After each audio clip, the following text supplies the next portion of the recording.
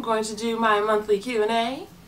I know it is like August. By the time you see this video, it's going to be like August 11th. And so sorry about that. I want to get these videos up at the last day of each month, but it's kind of hard with that when you have a little one that doesn't want you to film. I don't know if it's because she wants me on if she wants to be on the camera, or if she's wondering who I'm talking to and I'm not looking at her and talking to her.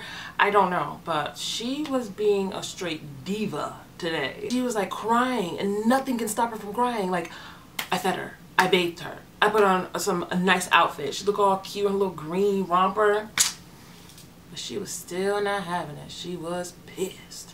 So my mom's babysitting her while I get all of these videos done, so I don't have to film during the week, and so I can constantly have content for you guys. So you're going to be seeing this shirt on me for like probably about 4 videos, something like that. But y'all all write it down. I know y'all. So let's start off with the first question. The first one is, hey Kim. Hey girlfriend. What can I do for moisture? My hair seems so brittle when I try to wrap it, and my friends say that it is because I wear a weave all the time. I have a nice length of hair and I use all of your products.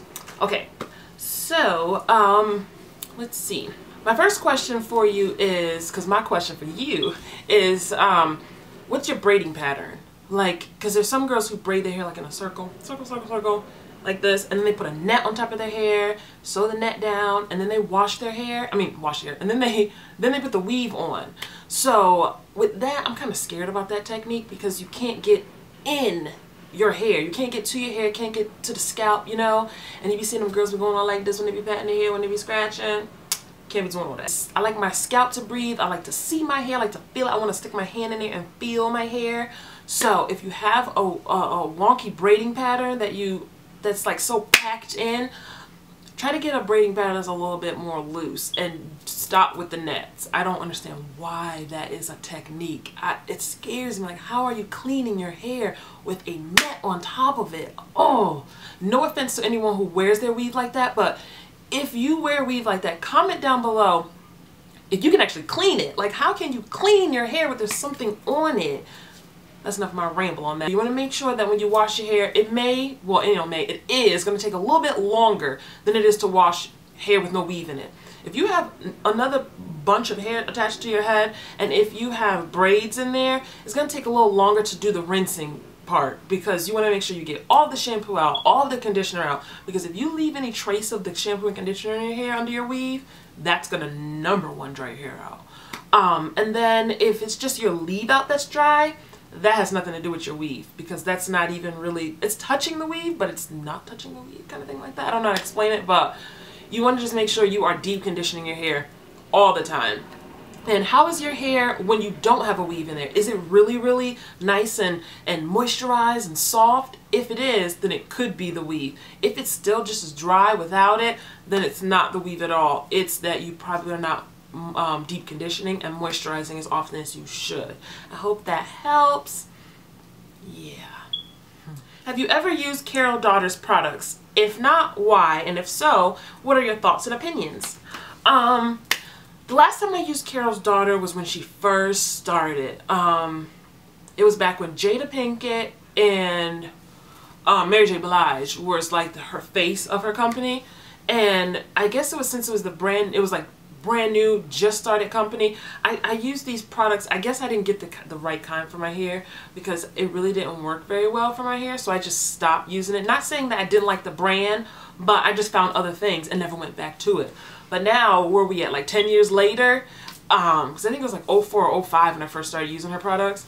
And so now we fast forward to 10 years later, she has so many awesome products. And I look online and I'm like looking, but I'm like scared. I don't know which ones to get. I get overwhelmed. So I'm like, oh my God, I don't even know which ones to buy. So I do want to try some, but I did try it years ago and it didn't moisturize my hair as much as I thought it would. So I just stopped using it. I'm not bad mouthing it, but I'm not singing its praise either, because I haven't used it in today's time. I used it 10 years ago when the products line first came out. So once I use the products, I'll let you know. Who are your hair inspirations? My hair inspirations, I have a couple of them. I have Pretty Witty 77. I have the Happy Hair Show, that's Ashley. And then I have The name's like right there on the tip of my tongue. Victoria. I think it's called OMG Victoria XO. I can't remember her screen. I just know her name. Her first name is Victoria.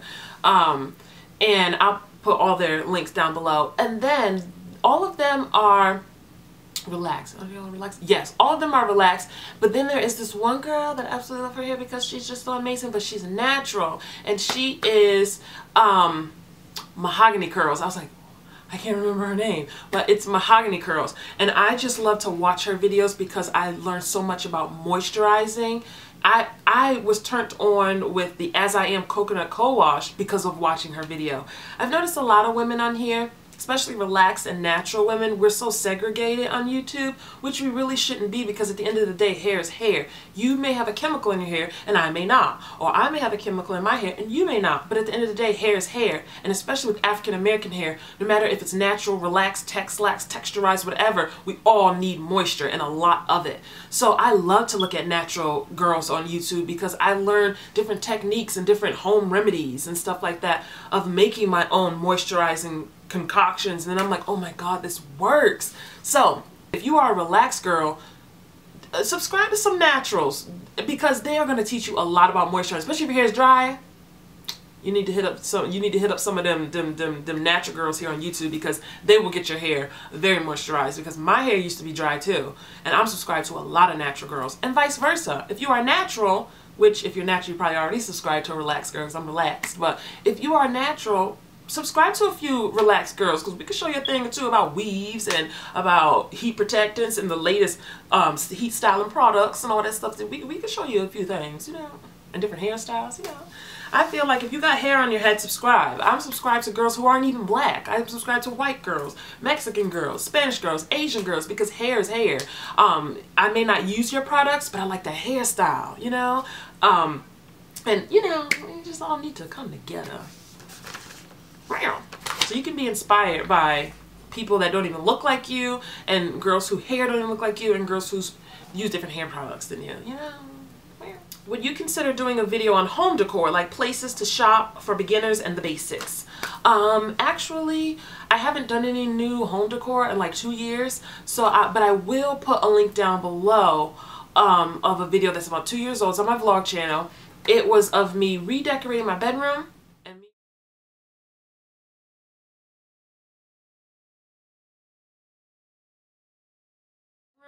and me redecorating my living room, because my living room did not always look like this.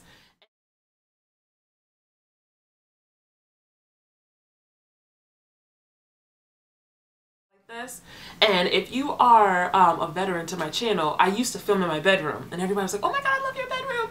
But the only thing is I hated these lights in my room and I would always bump into them, especially at nighttime, and I couldn't see. I tripped over one, almost broke my neck. So that's when the living room background came into play. So when you was like, I bet you were thinking like, why you went from your bedroom to your living room? It's because I almost broke my neck. That's why. I will show you, I'll put a link down below to that video. It is 2 years old. So I'll show you how to redecorate my bedroom and how to redecorate a living room. And then also I have another video on my vlog channel of me redecorating a girl's room, little child's room. And that's at my aunt's house.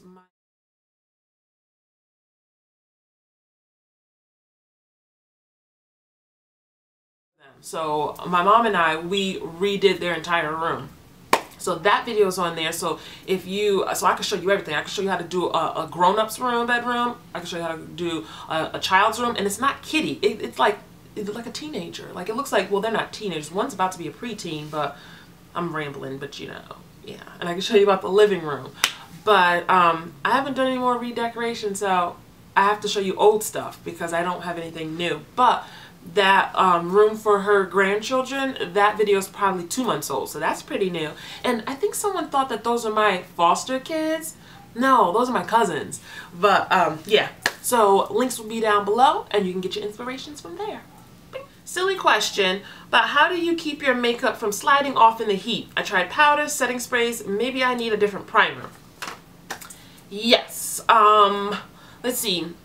It's not only the primer, but you'll also need a good foundation. And the foundation I absolutely love is my Estee Lauder Double Wear foundation. That does not move at all. That doesn't even, like, if you get oily and you pat your face to get the excess oil off, you look at the tissue, there's no makeup on it. It doesn't even transfer. So if it ain't transferring, it ain't sliding off. And also for primer, I use the Smashbox Photo Finish primer, I think that's what it's called.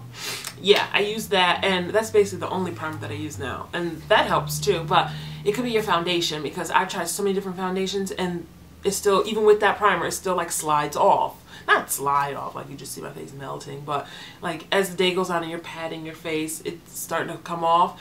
But once I use my Estee Lauder Double Wear, that stuff don't go nowhere. What do you use on your hair when straight to make it last so long? I'm so hopeless at this. Okay, I know I'm gonna get a lot of slack for this because I know there's gonna be like, there's a little bit of controversy with this product, but it is two products. It is the silicone mix and it is the conchon. I think that's how you pronounce it, a conchon. One is a Dominican product and the other is a Brazilian product.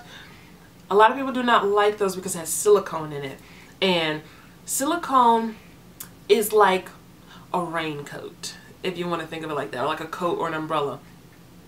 It keeps the moisture in, it keeps whatever's in your hair in there, but it also stops things from coming in too, because it keeps whatever's in to not come out. So if you moisturize your hair, it's not going to let the moisture escape off of your hair, but it also, some people say, it also doesn't allow moisture to come into your hair, which I don't find that to be the case because my hair stays moisturized. You guys see the videos when my hair is straight, and I can keep my hair straight for like 10 days. I don't wash my hair every 3 days when it's straight. I only wash my hair every 3 days when I'm like air drying it, kind of thing like that, and there's no heat. I have like no heat styles, then I wash it every 3 days. But when it's flat iron, I don't be washing every 3 days. It'd be like 10 days. So one time I went always 14 days. My head was itching like crazy, but my hair looked good. But I use those two. What I do is I wash my hair really, really good. Then I put my favorite deep conditioner in my hair. And then after I do my deep conditioner, I let that sit. And then I go and I rinse it out. After I rinse it out, then I take my silicone mix and my conchon, mix that up, apply that on my head, let that sit. So I'm actually doing like 2 deep conditioning treatments. So now the two silicone products is locking in all of that deep conditioning that I did. And then I let it air dry. Try not to blow dry, because blow dry could like ruffle up the cuticles. I want the cuticles to lay flat because I'm rinsing with cool water. And then I'm letting the cuticles just relax and air dry. And then I proceed to flat iron, and that's how my hair stays so straight for a long time. But a lot of people don't like silicone products. Just because it works for me, it may not work for you. I've noticed that that's kind of like a hit or miss type of product. Some people rave about it and some people say that junk is garbage.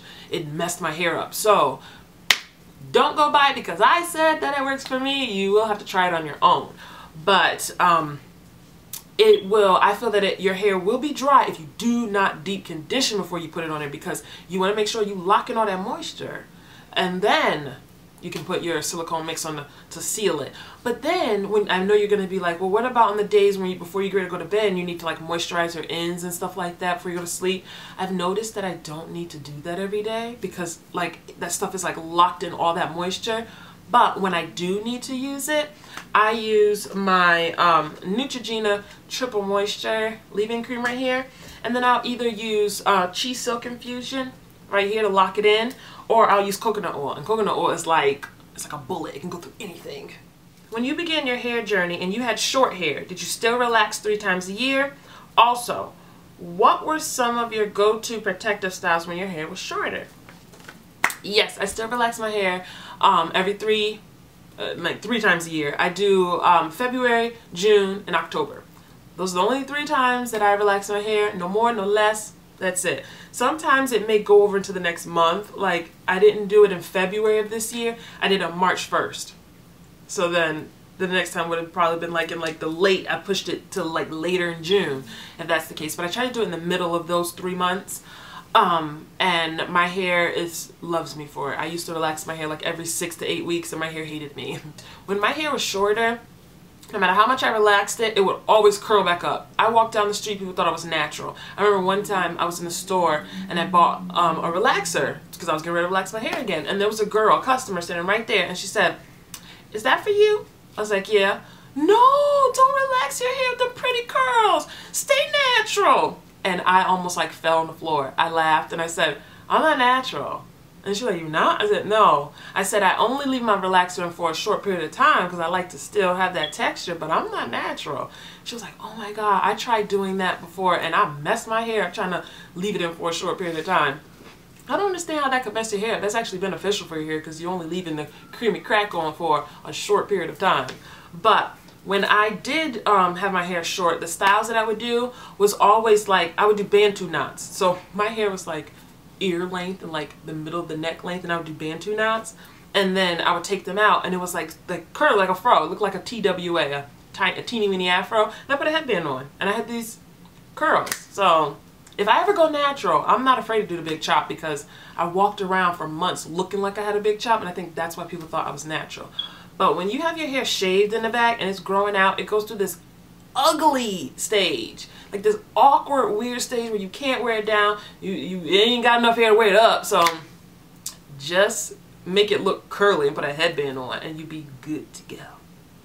Do you have a problem with laugh lines? If so, what do you do to minimize them with makeup techniques can be done with them? I don't believe that you can cover up laugh lines with makeup, because if you really have severe laugh lines, throughout the day they're going to crease. Like the makeup is going to go in there and crease. But you guys know I laugh all the time and I smile all the time. So, but I don't have laugh lines because black don't crack. No, I'm just playing, because black can crack sometimes. But I feel the more melanin you have in your skin, meaning the more darker you are, because holla to all the dark skin girls, then I feel that the melanin in your skin protects you from getting wrinkles. And laugh lines are pretty much wrinkles. And I don't have wrinkles, and I have pretty thick skin. And I don't mean like thick skin where you can't hurt me, words don't hurt me. No, I mean physically, my skin is thick on my face.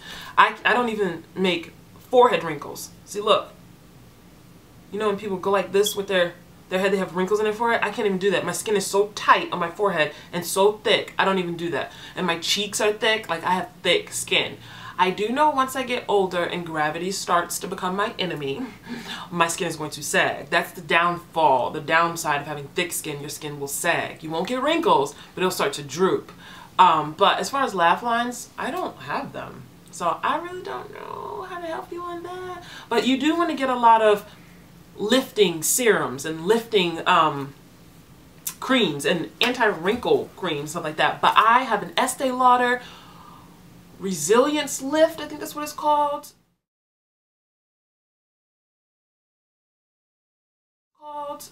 Cream. Oh my God, it is magnificent. I love that stuff. So it just lifts up the face. I know in a couple years, not a couple years, like in a decade or two, my skin's gonna fall, so I need to keep it up. My biggest problem with stretching is the shedding that comes with it.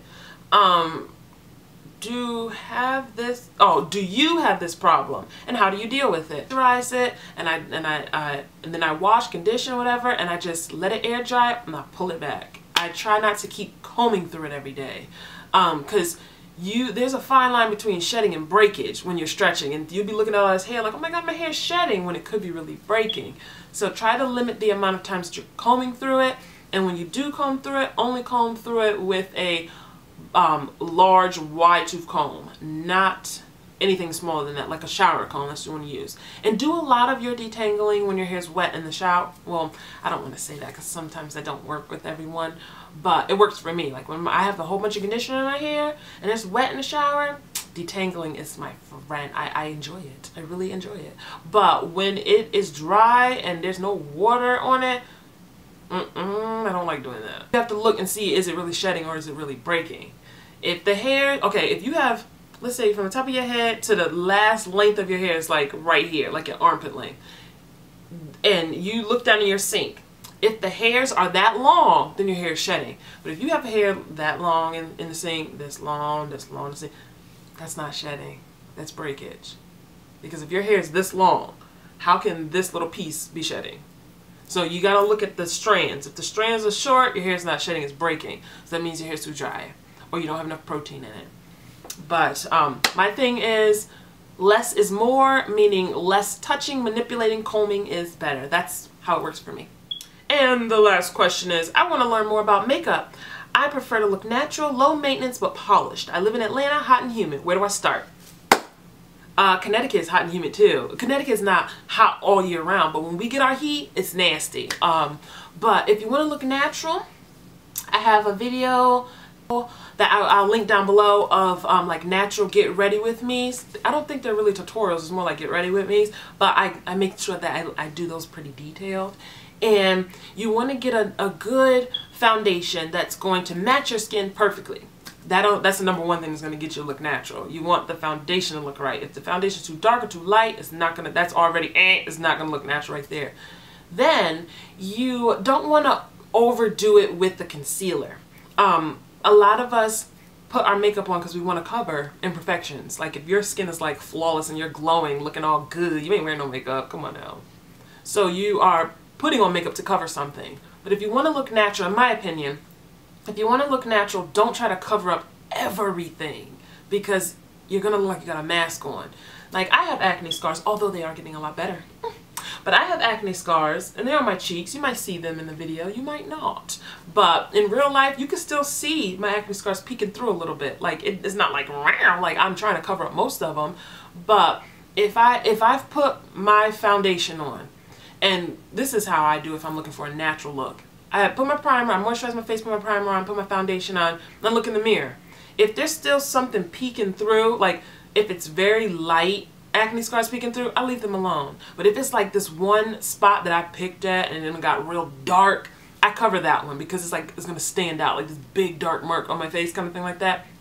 But if it's just little ones here and there and they're like kind of shining through, I leave them alone because I want to look as natural as possible. If I sit there and just cover up every single one and then look in the mirror, I'm like, whoa, I look like a clown.